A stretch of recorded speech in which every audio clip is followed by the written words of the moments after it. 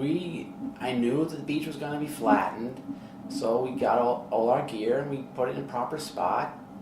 And I had the North Sea in a good spot. The Providence was not in a good spot. Ugh. We were in the worst spot possible, which is it slipped right by Shinnecock Inlet with no barrier from the wind, nothing. So we just tied lines and lines and lines and lines. It was like a spider web. And there's nothing you can really do but to wait the storm out, to see if you survive it or not. And we survived it, but I can remember going to the end of like Shinnecock Road in the morning, get binoculars out and seeing the boat over there, and I was like, whew, because that would have been a really bad hit. That would have been tough.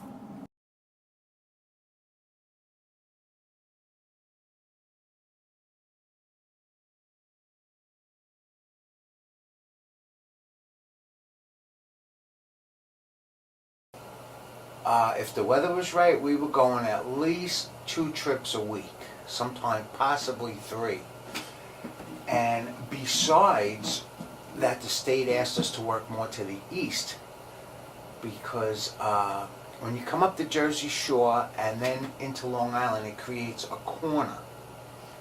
And the storm came pounding into the corner, you might say, where all the waves came together, was in that corner up near the city, and which actually washed all the clams out of the bottom, off of Rockaway, off of Atlantic Beach, off of Long Beach. The beaches were covered so thick with baby clams after that storm. They were all over the place.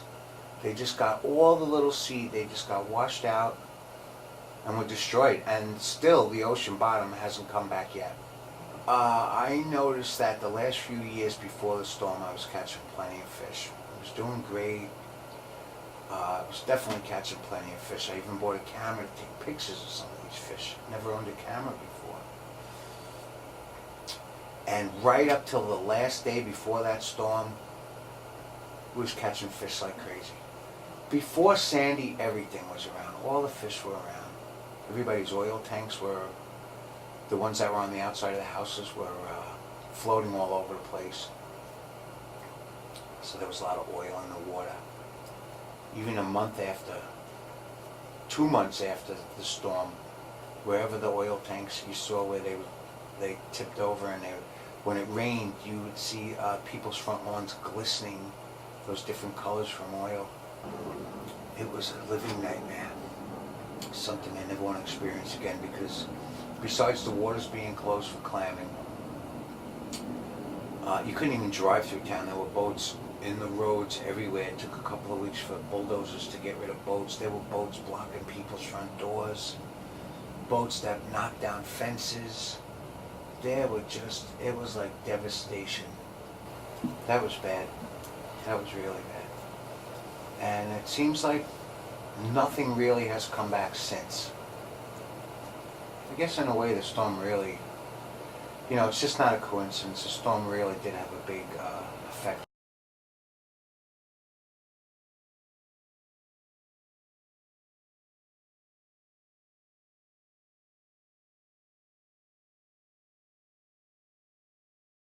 Actually, when we had Superstorm Sandy, I stayed here in my apartment, and we had over 5 feet of water down below. Lost a lot of things. That happens. Luckily, no one got hurt. But the next day, I can remember I went out, and I'm not one for emotions, but I was pretty broken up. I kind of said to myself, Thomas, this is it. You'll have to, find something else to do at 57 at the time. And, for several months, no income coming in. I ate some savings up. I was lucky enough there was disaster relief unemployment. I took advantage of that. I qualified for it. And I kind of hung on. And came around April or something, the phone started to ring again. Tom, could you get bait? Could you get some mussels for flounder fishing? And I'm like, holy jeez, there is hope. And then I was a little apprehensive going out in the bay. I hadn't really done anything except taking a ride and looked around for months. The bay was closed to clamming, fishing. When you get a hurricane or a storm of that magnitude, the season is over. I guess 6 or 8 months they opened up the bay to clamming. We really didn't come across any different species or anything, but the bottoms had changed. Places where there used to be deep water, where I might set my net, they'd shoal up. A lot of debris. There was a tremendous amount of debris that was underwater, that you didn't really know it was there until you set your gear. Time went on. It was very depressing because we still have houses that are empty here, empty lots. A lot of people just took off, you know, went for greener pastures, and I don't blame them. But Mother Nature is very resilient. I was totally impressed. Every month it got a little stronger. Actually, the next year in October, I went bass fishing with a gentleman who has a commercial boat out in Shinnecock, and I try and fill my bass allocation with him each year, and I have for the past 8 to 10 years. I can't really get a handle on it right now, but we went out, and in one day I filled my quota. As time went on, I think the storm did take its toll, but between the fortitude of, I can only speak for the friends I have here who are commercial fishermen, and we're not a tough lot, but a hardy lot.